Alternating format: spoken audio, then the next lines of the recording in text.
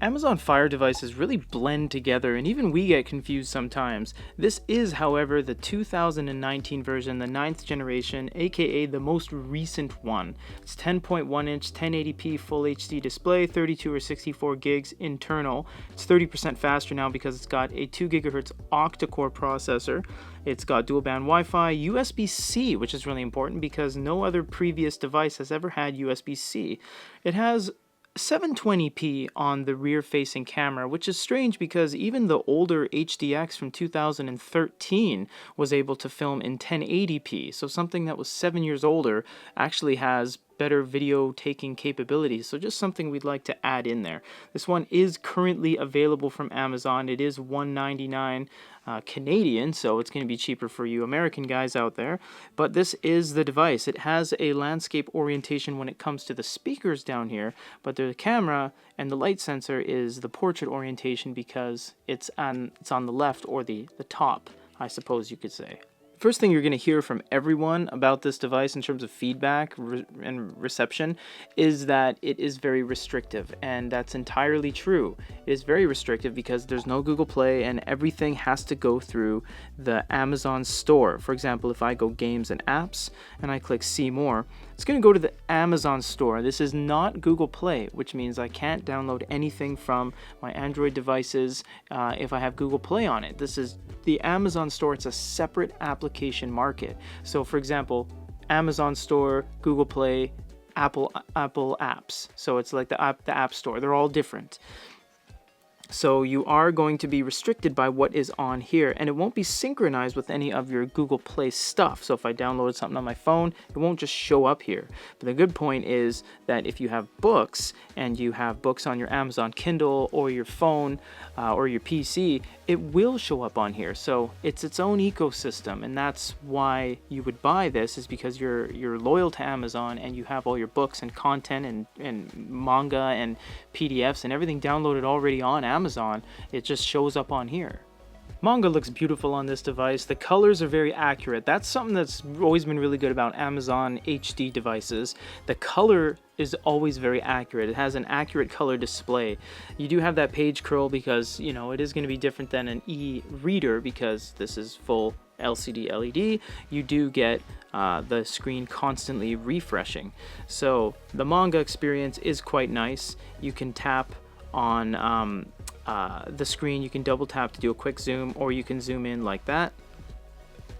And you can see the quality is also very nice because it has an HD screen and there's plenty of screen real estate. Yes, we've kept it into portrait because Manga should be read in portrait mode. That's where it kind of looks best. Quality is very, very high, and this was not a side-loaded Manga. This was actually purchased through Amazon, their bookstore, so that we made sure that it was accurate to what it could actually do. The reading experience is to be expected in 2020 on a tablet. It's good. It's quite nice. There's no lagging. There's no, delays of any kind because, well, it's a tablet. It better perform as good as it does, or else there'd be something wrong with the tablet. You do have the ability to take notes. Keyboard pops right up once you get a cursor going. Peter is here. You save that. There's your note. Bookmarks on the top right corner. You get a little animation of a bouncing bookmark. That's quite nice. But because a lot of the older devices have been updated to how it looks now, you go back to an older device like the HDX 8.9 and you're like, oh, there's not that much changed. For example, we jumped from the Kindle HDX 8.9 device and we jumped into this, and the UI and everything looks pretty much the same. It's because, well, their devices are always supported, which means that you're never going to get something that just they don't support anymore. There'll always be updates and you'll always have access to using the device and its ecosystem.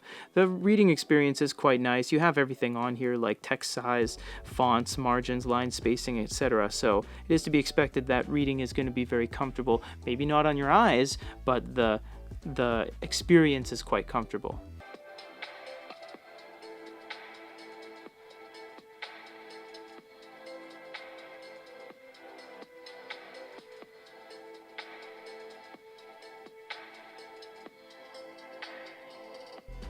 The bass on the speakers is also quite nice, but the video is, again, to be expected. It's hard rehashing the same thing over and over again, but it's an HD video on an HD screen on a color accurate screen. It looks pretty nice. You're not going to be disappointed by this. It has good sound, good screen real estate, and it's going to format the videos to fit the screen, so it's going to be an overall very good viewing experience, especially because in landscape mode you do have the speakers on the bottom down here, so it's very centered. Restrictive App Store and no Google Play does hold this back a little bit, but it's $199 Canadian for a device that has an octa-core processor, decent amount of storage, twin speakers, and it has the Amazon ecosystem for those who care. The thing is a very good deal. It is a very good deal for a 10.1 more specifically. It's a very large screen, so if you are in the market for a large screen tablet that isn't going to break the bank and doesn't cost you $900 or $1,000 like 2-in-1s and stuff like that, this one's not too bad. It also allows you to install from unknown sources, which means you can sideload in your own apps if you want. For a full review on the latest generation, 9th generation Amazon Fire HD 10.1, this is Peter.